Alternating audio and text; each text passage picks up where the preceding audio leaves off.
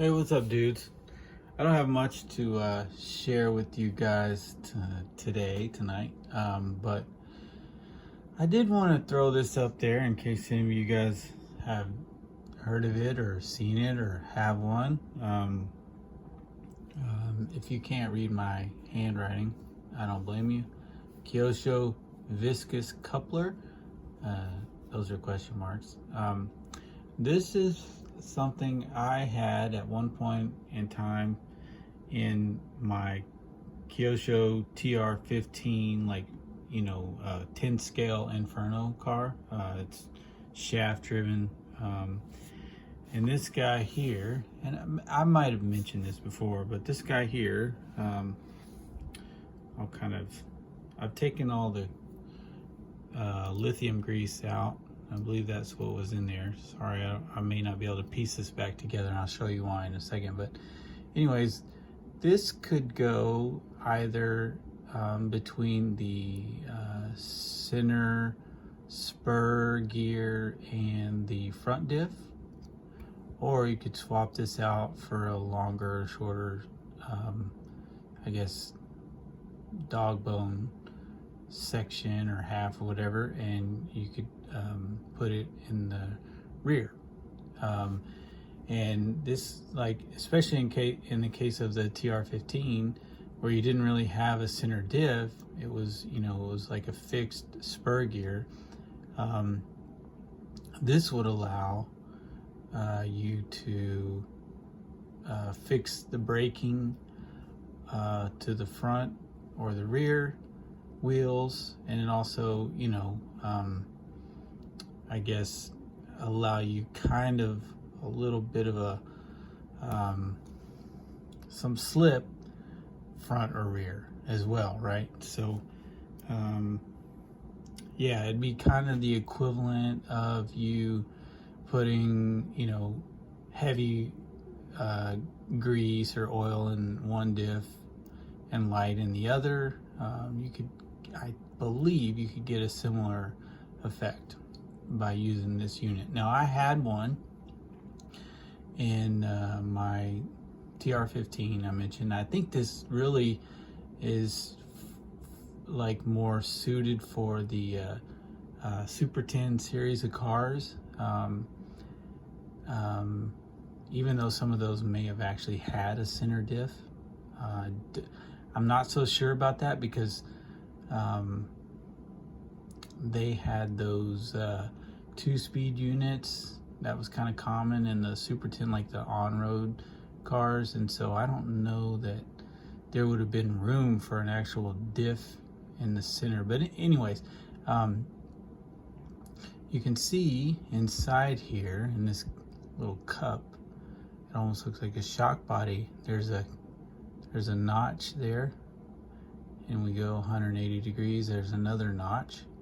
All right, otherwise there's really nothing peculiar about this portion of it. But this is where now I took this apart today because I had this before, almost 20 years ago, and I never actually taken it apart to see how it works. And I had no idea really. I was kind of guessing there was some kind of little blades, but I kind of thought they ran the other way, not, I don't know if you would call this radially or axially, but, or I just made up some words. But anyways, so there's alternating little, I don't know, we'll call them little flowers, right? And one is fixed on this shaft, like it can't spin, and the other one can, and so on and so forth. You can kind of see them doing their thing there. Now, you may not be able to tell because my video action is not great, but there's some little nubs that stick up higher. Whoops, I don't know if I can get this to focus. I don't know if it's obvious, but some of these stick up a little higher.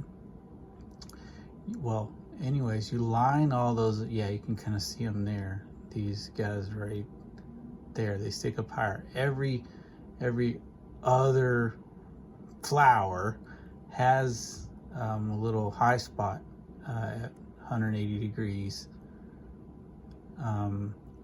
Those slide in when you line them all up here. They slide into those notches there. So those guys are fixed relative to this part or half, and the ones that I mentioned which cannot spin on this shaft are fixed relative to this one. Now when you pack this unit with some really heavy grease, it had some like yellow, what I believe is lithium grease. It's kind of something we used to use. Maybe it's still pretty common, but anyways, pretty goopy stuff. The whole thing is just packed with that. And I guess when you, you know, this thing kind of resists turning. I don't know why there are so many discs. I guess that's to give it enough resistance. Oh, sorry, man. I'm burping. But anyways, I just want to share this with you guys because I was really fascinated by it. I wasn't really sure what I was going to see when I opened this thing up. I was kind of hoping to come up with something similar to whatever was inside here for the RC10 in place of a traditional like kind of limited slip, you know, unit on the spur gear. But anyways, clearly this is not this is not the application where you would go with something like this. But yeah, I just thought this was super neat. I want to repair this on the lathe. I'm gonna have to make this whole entire unit here, this shaft, because something happened to this one. The owner of that TR15, I don't know if it got mangled, it came out.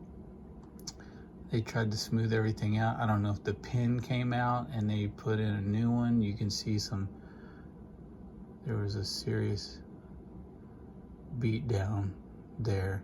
Anyways, it really doesn't slide in and out of the cup anymore like it's supposed to. Sort of off-centered now, but I really like to repair this and get it into my TR15. Yeah, so if any of you guys like say have seen this, have one, know how it, you know, a little bit more about how it's actually supposed to work, I just thought this was kind of neat. Okay, so I'm still working on the RC10 stuff, and until then, that'll probably be my last video unless I take something else apart and it looks cool. All right, man, happy Friday. Talk to you guys soon. Take care.